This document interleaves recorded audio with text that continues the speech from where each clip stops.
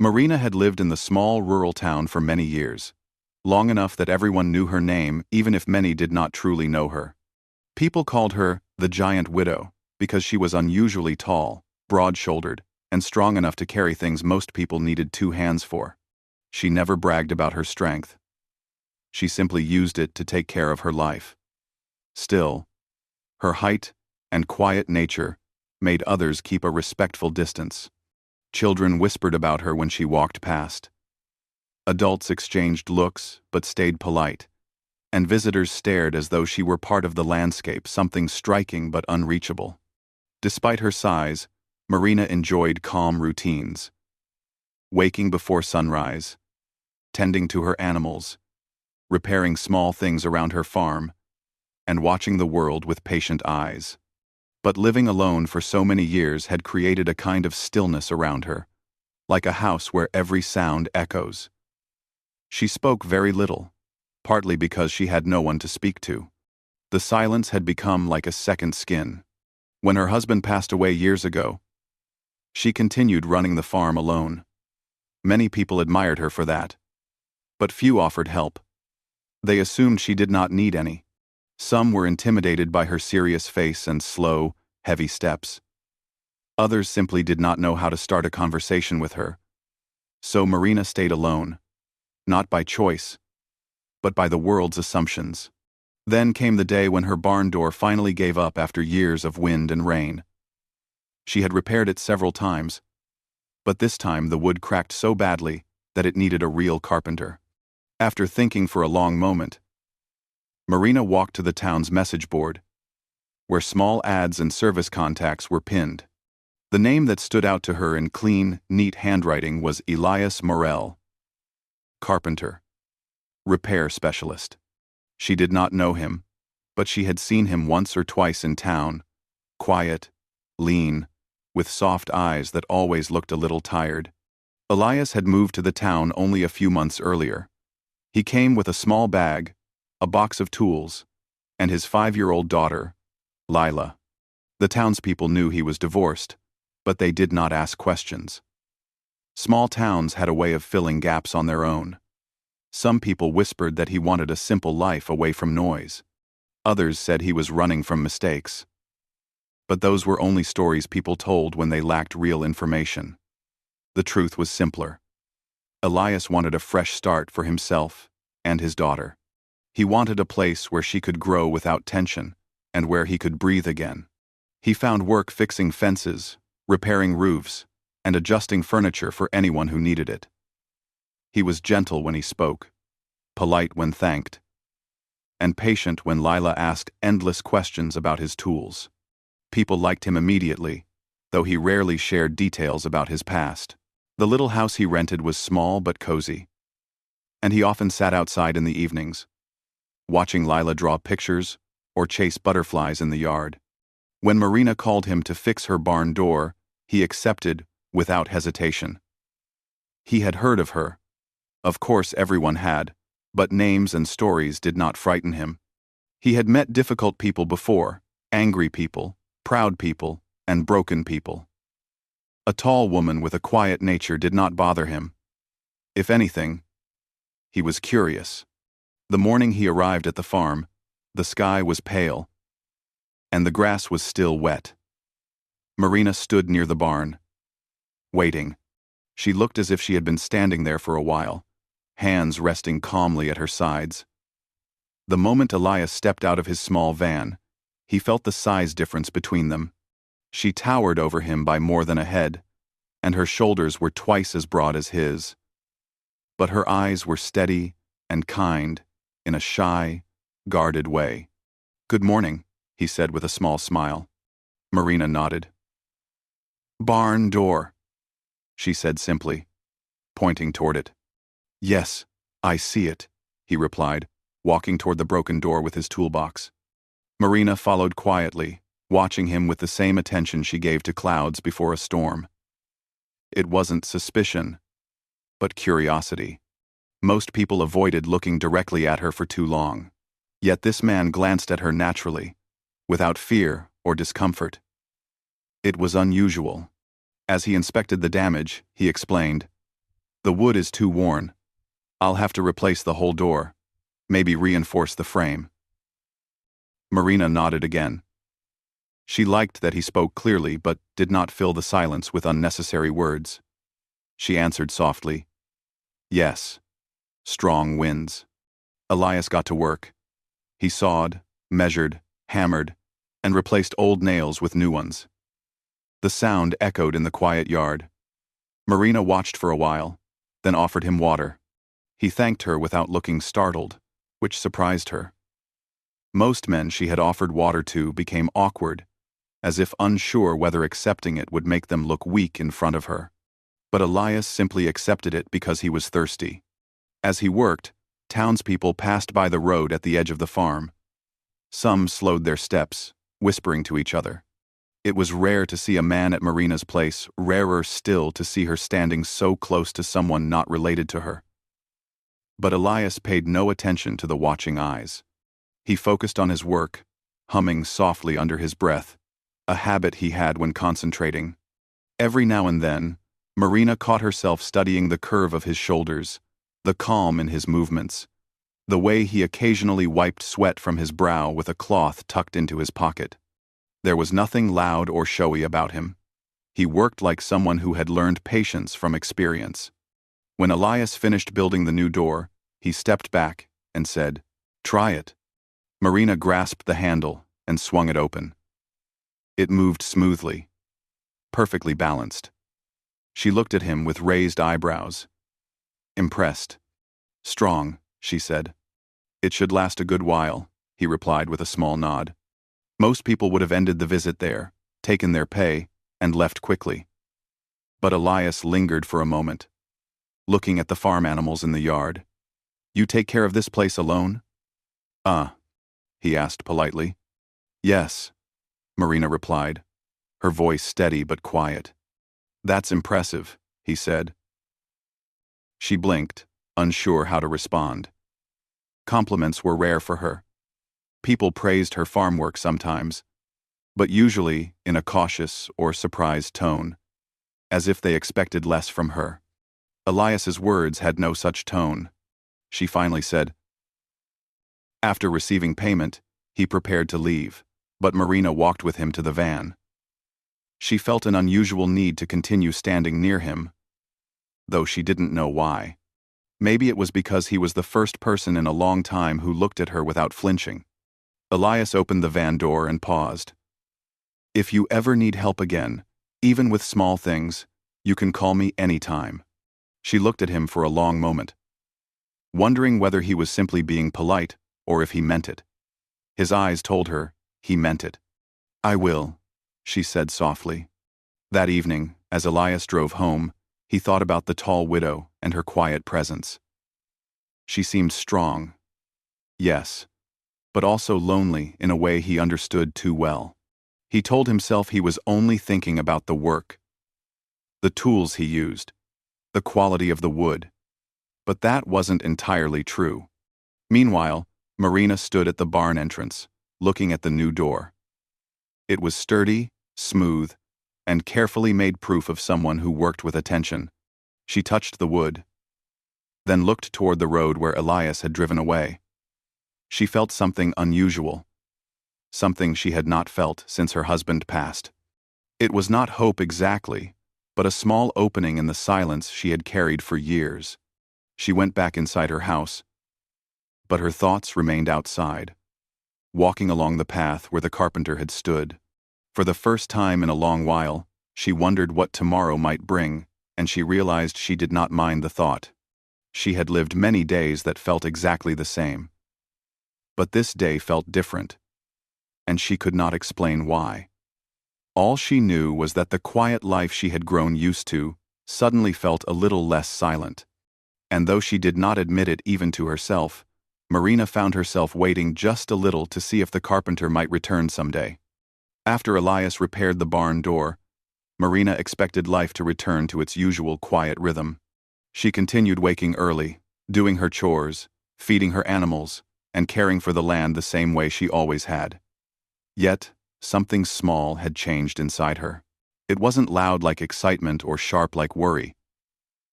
It felt more like a light breeze moving through a room that had been closed for too long. Every time she walked past the barn door, she thought of the calm carpenter who had worked with such care.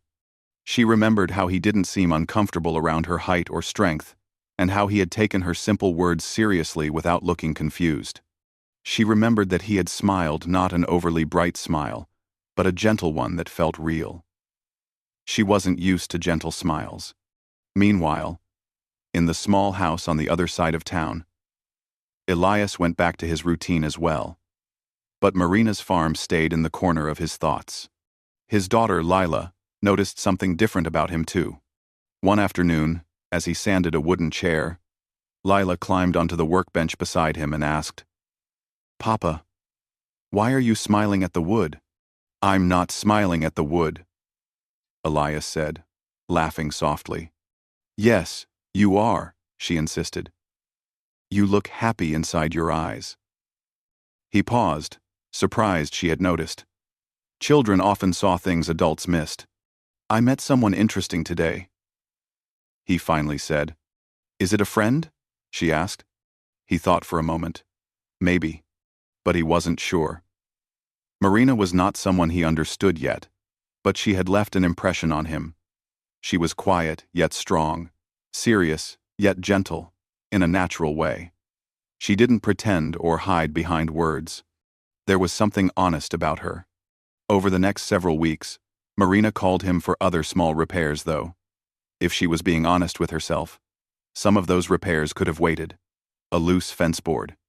A window that stuck when opened. A light fixture that flickered sometimes. None of them were emergencies. But she found herself wanting reasons to hear the sound of his van coming down her long driveway. When she called, she always tried to sound calm and practical. "If you have time," she would say, "when you are free." And Elias always came. Sometimes the same day, sometimes the next.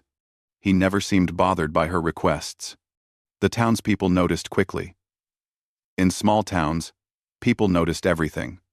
Some whispered that Marina was finally letting someone into her life. Others whispered that Elias was brave or foolish for getting close to a woman people knew so little about. But neither Marina nor Elias paid attention to the talk. One late afternoon, after fixing the flickering light, Elias sat on the steps outside the farmhouse to take a small break. Marina brought him a cup of warm tea. He accepted it with a grateful nod, blowing on it gently. She stood beside him, hands clasped loosely, not knowing whether she should sit too or stay standing. "You can sit," Elias said kindly, noticing her hesitation. She slowly sat on the step, leaving a respectful distance between them. It was the first time they had sat next to each other. For a moment, they both looked out toward the fields, watching the sky shift from blue to shades of gold. "You live alone," Elias said quietly, not as a question but as an observation. "Yes," Marina replied. "That must be hard sometimes." She shook her head. "Not hard, just quiet."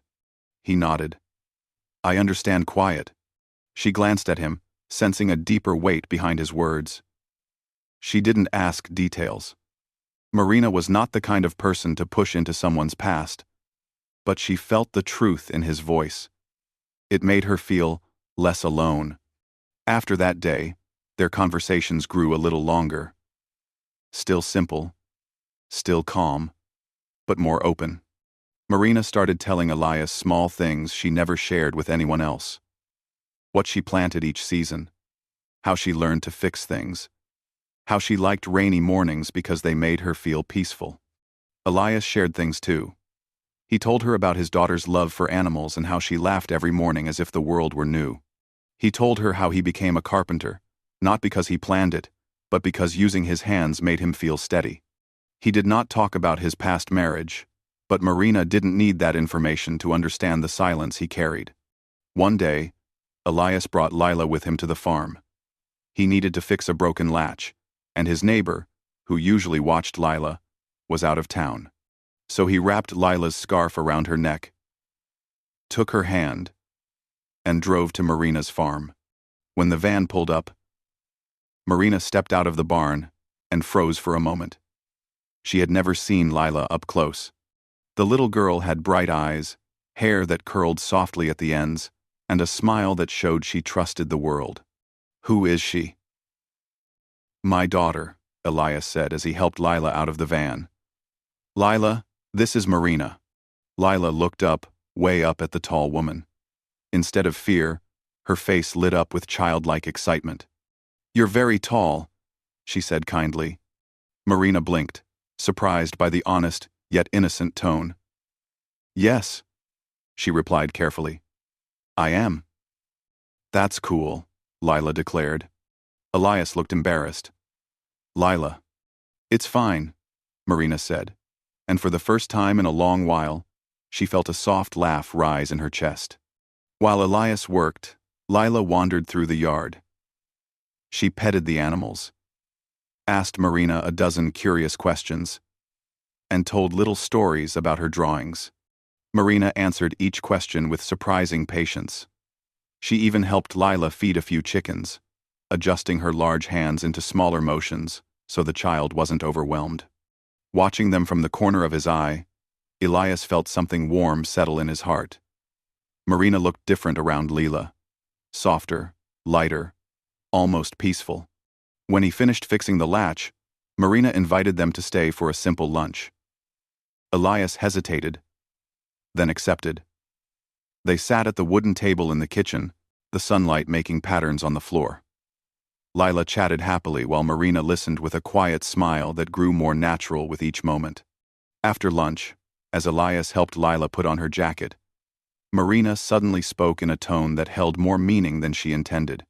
"You are good with her," she said softly. "She is easy to love," Elias replied.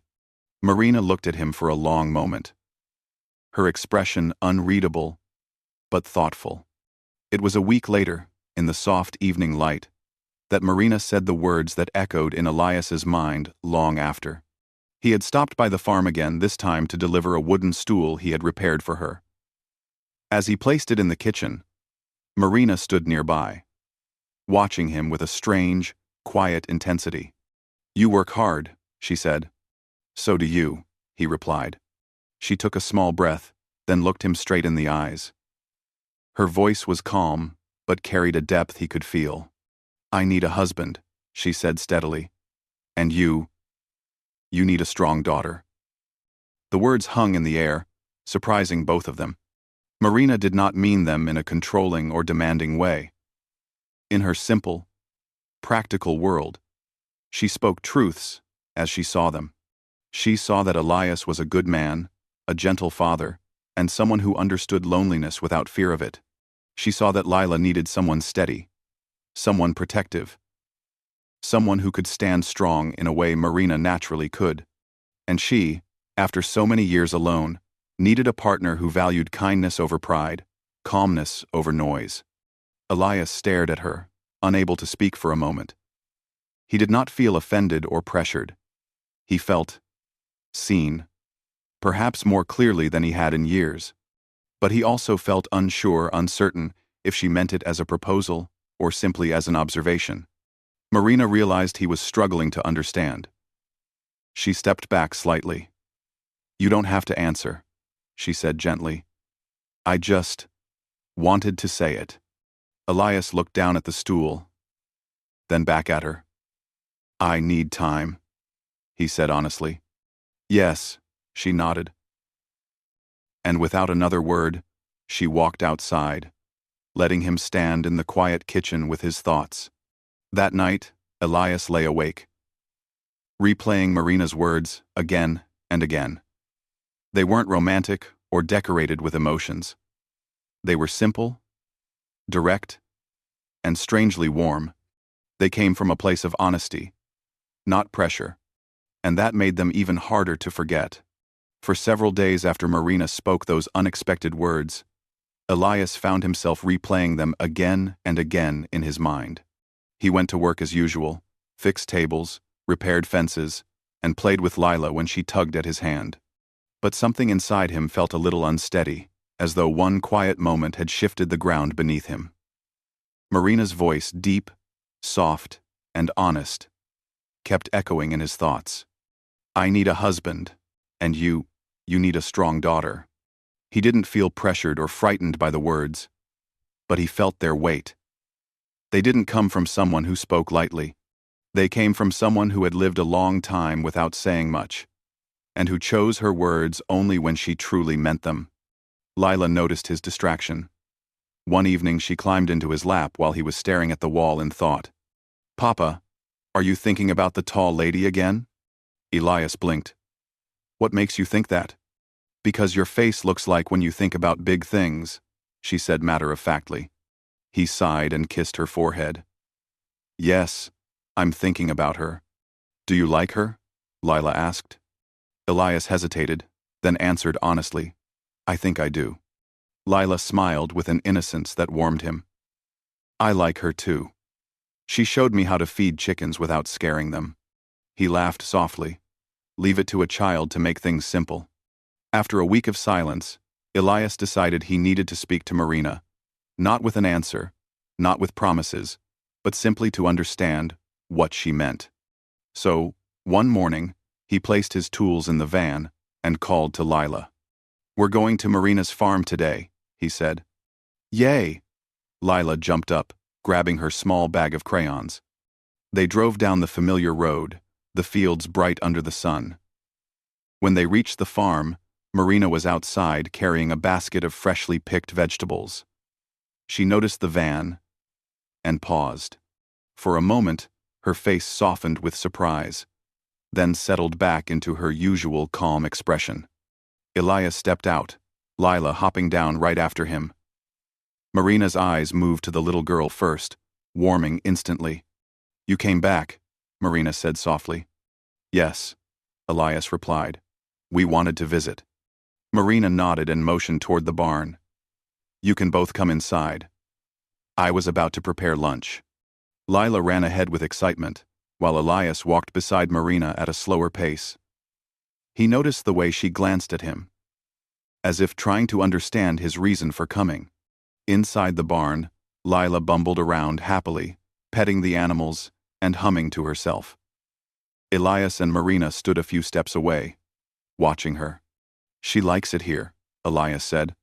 She is welcome here, Marina replied.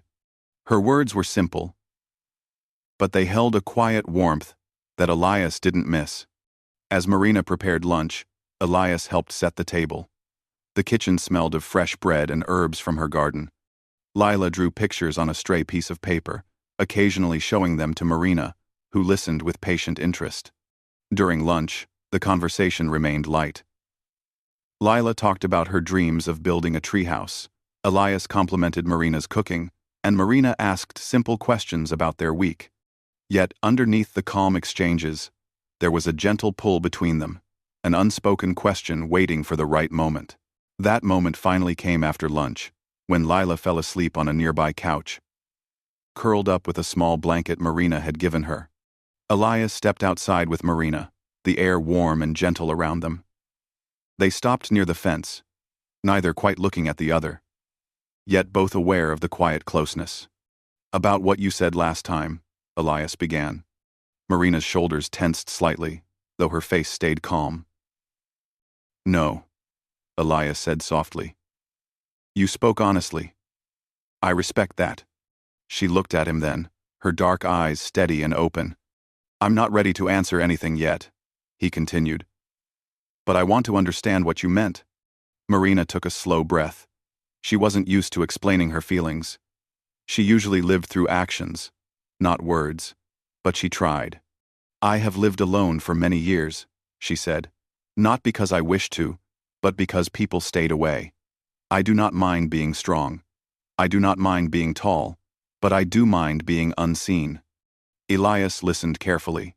When you came to my farm, she continued, you looked at me without fear, without discomfort. You looked at me like a person. I did, Elias said quietly. And your daughter? She did not stare or hide. She smiled. Children do not pretend, so I know her smile was real. Elias nodded slowly, feeling her words settle gently into his heart. I do not need someone to save me, Marina said. I do not need someone to take care of me. But I do want someone to walk beside me. And when I see you with Lila, I see something good, something steady. Way. Her voice grew softer. You and your daughter need safety and warmth, and I have both to give. Elias took a deep breath. Marina, I don't know what to say. Your words are simple, but they carry so much. She nodded, accepting his uncertainty. You don't have to decide now, she said. Just come when you want. Bring your daughter. Let time speak for us. Her tone was gentle, patient, and surprisingly hopeful. From that day forward, their visits became more frequent, not planned, not forced, just natural. Sometimes Elias came to fix small things. Sometimes he brought Lila to play. Sometimes they came only to talk. The yard slowly became a shared space, filled with soft laughter and warm conversations. Marina learned how much Lila loved drawing. Lila learned which animals liked gentle pats and which liked to be left alone. Elias learned that Marina enjoyed quiet mornings and warm bread with honey. And Marina learned that Elias hummed softly when he was deep in thought. Their bond grew slowly, like plants in early spring, not rushed, not perfect, but alive. One sunny afternoon, as they worked together repairing a small wooden bench, Marina caught herself glancing at Elias more than before. She watched the steady way he used his tools, the calm way he explained every step to curious little Lila, and the soft expression he wore when he looked at the sky. At the same time, Elias found himself smiling at little things she did, how carefully she held Lila's hand when showing her how to feed the goats, how focused she became when repairing a piece of equipment, how quietly she listened when he shared stories from his past. There was a shared comfort between them, a gentle closeness forming without pressure or expectation. One evening, as the sun dipped behind the hills and cast warm light over the farm, Elias, Marina, and Lila sat on the porch together. Lila rested her head on Marina's arm, completely at ease. Elias watched the scene with a slow, deep breath. Something inside him softened. Marina looked back at him, wondering what he was thinking. Her eyes held the same steady honesty that had first caught his attention. You are good with her, Elias said quietly. And she is good with me, Marina replied in a soft voice. There was truth in her words. Lila was not afraid of Marina's height or strength. If anything, she liked it. She liked feeling safe beside someone so solid. As the evening deepened, Elias felt a sense of belonging wash gently over him. It was not dramatic or overwhelming. It was quiet, like someone opening a window in a long closed room. For the first time in many years, he did not feel like a visitor, he felt like part of something. He looked at Marina again. This time with more clarity. He still wasn't ready for answers or decisions. But something in him knew he didn't want to walk away from whatever was growing between them. Not now. Not ever. He didn't say anything yet. But Marina seemed to understand anyway. She always understood more through silence than words. And so, without any promises spoken, the three of them continued sitting together, watching the last light of day fade peacefully into soft evening, letting their quiet connection grow at its own gentle pace. The warm evenings at Marina's farm began to feel almost like a routine. Elias and Lila came often, sometimes with a reason, sometimes without one. They shared meals, laughter, and quiet moments that needed no explanation. The air around the three of them grew softer, as if the farm itself welcomed the feeling of a family it had long been missing. But life rarely stays peaceful for too long, especially when something new and fragile begins to grow. One late morning, Marina received unexpected visitors. She heard a car engine in the distance, sharp, loud, unfamiliar. When she stepped outside, she saw a silver car approaching. As it got closer, her breath tightened. She recognized it. The car stopped near the gate, and the doors opened. Two people stepped out. a middle-aged couple with stiff expressions. They were her late husband's older brother and sister-in-law. She had not seen them in years, not since the funeral. They greeted her politely, but the politeness felt thin, stretched over something heavier. Marina greeted them as calmly as she could, though tension pressed against her chest. "We should talk," the brother said. Marina nodded slowly and invited them onto the porch. She already had a guess about why they had come, and the guess made her heart feel heavy. They sat down, each keeping a careful distance. "We've been thinking," the sister-in-law began. "The land, the farm. It doesn't feel right that you are taking care of it alone." Marina stayed silent, listening. "This was our family's land," the brother added. "It belonged to our parents before your husband. We believe part of it should come back to the family." There it was, the thing Marina had quietly feared might one day happen. She kept her voice calm. "Your parents gave this land to your brother. He gave it to me. I am taking care of it." The sister-in-law gave a tight smile. "Yes, but it's a lot of work. Isn't it difficult for you? Maybe it would be better if we take some of the land. You could keep the house and the front area." Marina understood the meaning behind their words. They did not want to help her. They wanted a piece of the farm for themselves. Perhaps to sell it, perhaps to build on it. But they masked their intention behind concern. She answered firmly but politely. "This land is not divided. It is one. I take care of it, because it was my husband's wish." The couple exchanged a look, one that Marina recognized as frustration. "We will talk to someone in town about this," the brother said stiffly. "There are ways to sort these things officially." Marina felt a cold weight settle inside her chest. She didn't want conflict. She didn't want trouble. She didn't want her calm life to crack open. But she also knew she couldn't simply step aside. "I see," she said quietly. The couple stood, forced smiles on their faces. "Think about it," they said. "We will return."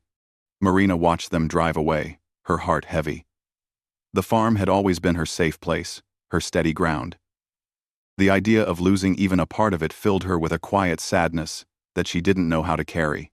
She spent the rest of the day in silence, working with slow, distracted movements. She didn't tell anyone what had happened. She didn't even tell Elias when he called in the evening. She simply said she was tired, but the worry stayed with her like a shadow. A few days later, Elias noticed something was wrong the moment he stepped onto the farm. Marina greeted him politely, but her eyes looked tired in a way he hadn't seen before. "Are you all right?" he asked softly. "I am fine," she said. But even she could hear that her voice lacked strength. Lila ran to the animals, leaving the adults alone for a moment. Elias took a gentle step closer. "Marina, you don't have to hide things from me." Those words loosened something inside her chest. She looked at the ground for a long moment before finally speaking. "My husband's family visited," she said quietly. Elias waited. "They want part of the land," she continued. "They say it belongs to their family. They say I should give it to them." Elias felt his chest tighten, not with anger, but with concern for her. "What did you tell them?" he asked. "That the land was given to me," she said. "But they said they will speak to someone in town. They may return." She tried to smile as if it was not a big problem, but the smile faded quickly. "I do not want trouble," she said. "I do not want arguments. I only want to live quietly." Elias looked at her with deep understanding. He knew what it felt like to want peace and yet be pulled into something heavy.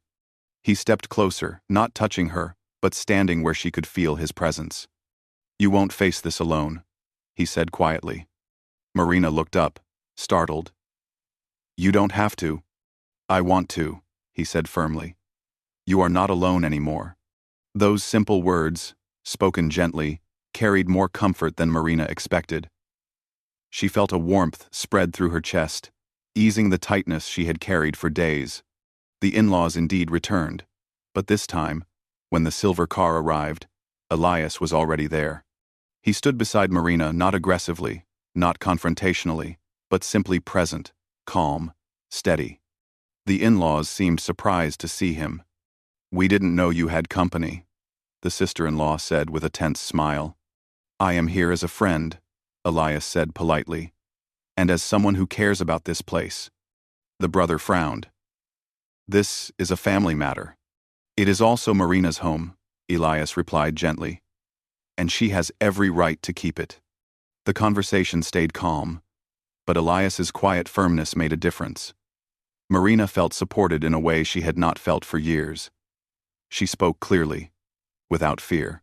"This land is my responsibility," she said. "It will remain whole. I will not divide it." Something in her tone, steady, grounded, unshakable, made the in-laws realize they could not push her. After a few more stiff words, they left, clearly disappointed. When their car disappeared down the road, Marina released a long breath she hadn't realized she was holding. She looked at Elias with gratitude shining quietly in her eyes. "Thank you," she said. "You did not have to, but you stayed." Elias smiled softly. "That's what people do when they care." As they stood together near the gate, Lila ran toward them with joyful energy, hugging Marina's leg as if sensing the tension was gone. Marina looked down at the little girl, then at Elias, and in that moment, something clear and beautiful settled inside her heart. Weeks passed peacefully after that. The in-laws did not return, and the farm grew calm again. Elias and Lila visited more often, and their days became filled with small, warm moments. One morning, as they worked together in the garden, Elias spoke quietly. "Marina." She looked up. "I think I understand now," he said. "What you meant that day." Her breath caught slightly. "You said you needed a husband," he continued. "But you were not asking for someone to take care of you. You were asking for someone who could stand with you. Someone who could share your life honestly." Marina nodded, her eyes softening. "And you said I needed a strong daughter," he said. "But you didn't mean strength like lifting things. You meant someone who could protect Lila's heart. Someone steady, gentle, kind." He paused, taking a slow breath. "You were right." Marina's chest warmed, her eyes shining with quiet emotion.